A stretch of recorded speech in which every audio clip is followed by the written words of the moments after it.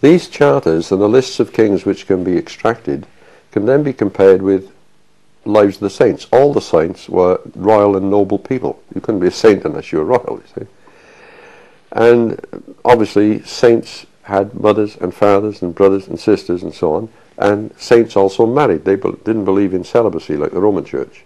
And so you have the lives of the saints give you further linked genealogies, which link in with the land of charters.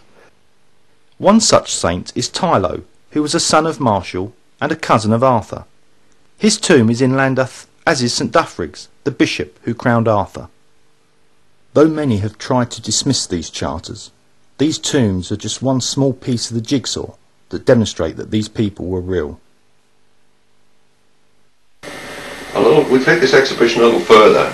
We know that Magnus Maximus, who was Emperor of the West, 383 to 88, had two wives, Heinrich, the mother of Arthur I, and descendants.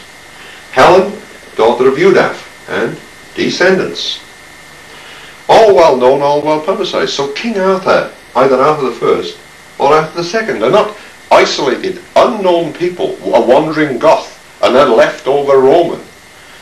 They are kings of a mighty dynasty. They've got ancestors, they've got descendants, they've got cousins and brothers and uncles and aunts and all sorts. And this is only a fraction of what we know, and what's known to everybody else. So you've got Arthur I and his descendants coming down to Arthur II. Arthur I, Tathel, Taithfal, Tudrig, Muirig, Arthur II. A bringing together of the imperial lines of Britain. And so the idea that he's unknown is inconceivable. You either have done no research, no work whatsoever, and you know nothing at all to say that, or alternatively, you're simply not telling the truth. Hal Dar, or Hal the Good. Around 920 AD, a king list was drawn up for the wedding of his son, Prince Owen. This document, called the Harleian 3859, still survives today in the British Museum. The first real clue on this comes in the most famous of British manuscripts, is the Harleian 3859. And there are king lists, and list number 4 starts off with Mascin Wedig, who is Magnus Maximus. It contains the names of both Arthurs. 383, the armies of the British invaded Gaul. The general of Magnus's armies was his son Arthur. The Latins called him Andragathius, and he defeated Gratian, the Emperor of Rome. He defeated Gratian in battle at Soissons, which they called the Battle of Sassy in Geoffrey of Monmouth, chased him to Lyons, Lugdunum, invited him to a meal and executed him. They defeat Gratian. Arthur I chases Gratian down to Lyons and invites him to supper and kills him. So Magnus becomes Emperor of Rome and the West. And there's a mosaic in the Modena Cathedral, about 1100, showing the siege of Paris by Arthur and his men, and that is Arthur I. Crosses into the Balkans, and he's now confronted with the Emperor Theodosius of the East. And two big battles are fought, one at Sisica, on the Sisica River, the other at Poetovio. And Arthur he's had the worst of it. He's outnumbered greatly, and he goes home, you see.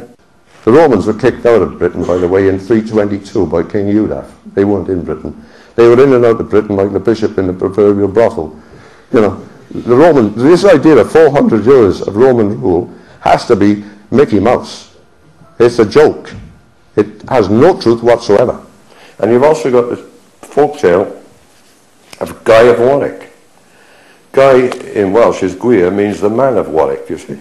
And that again tells the exact story of Arthur I. And he has sons, and presumably daughters.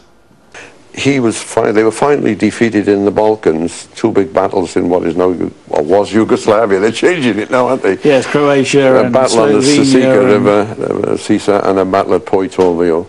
And Arthur had to withdraw back, and a surprise move by Theodosius, the Emperor of Constantinople, captured Magnus at Ravenna. And my namesake. So what was Arthur I's territory that he ruled?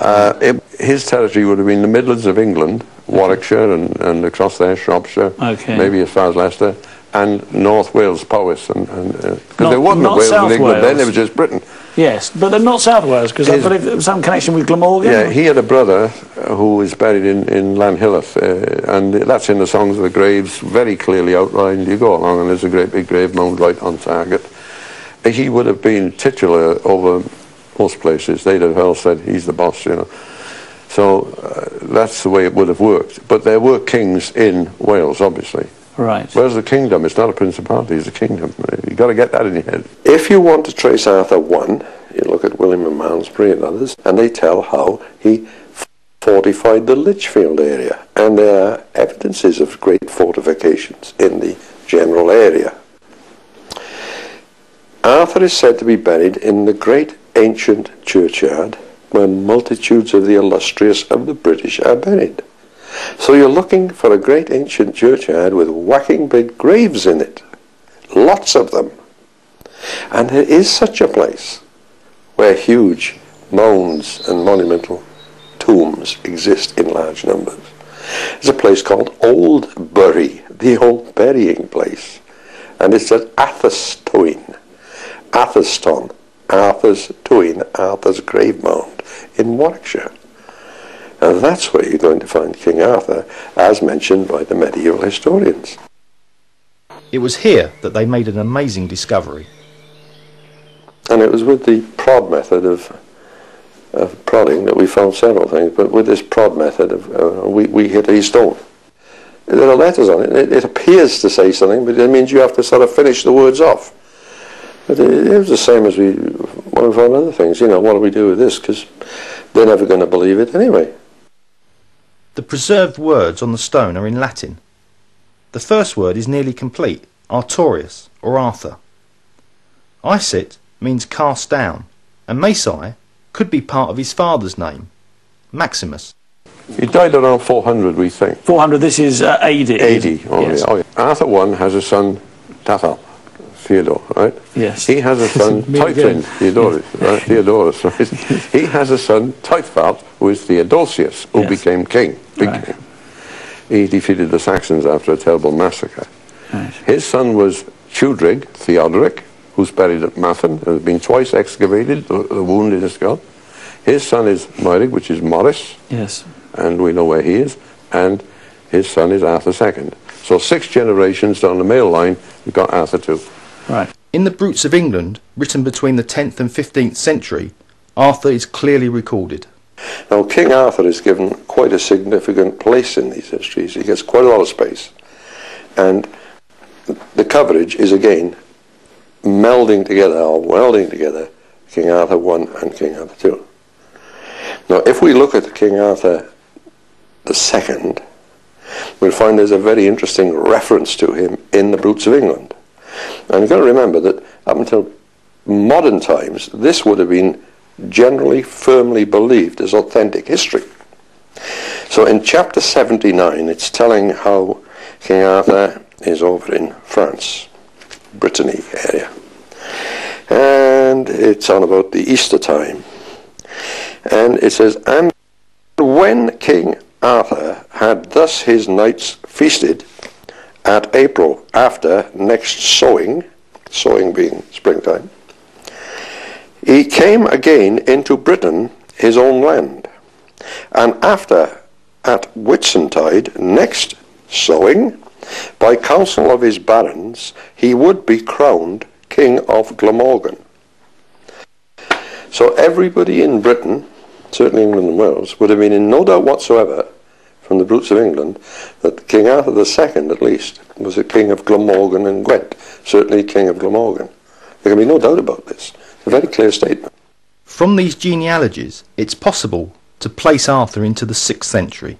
One prominent means of dating is Arthur had a sister named Anna, and Anna had a son named Samson. Samson of Dol, as he was known, actually moved over to Brittany. Dol is over there. He attended and signed the papers of the Second Council of Paris in 556.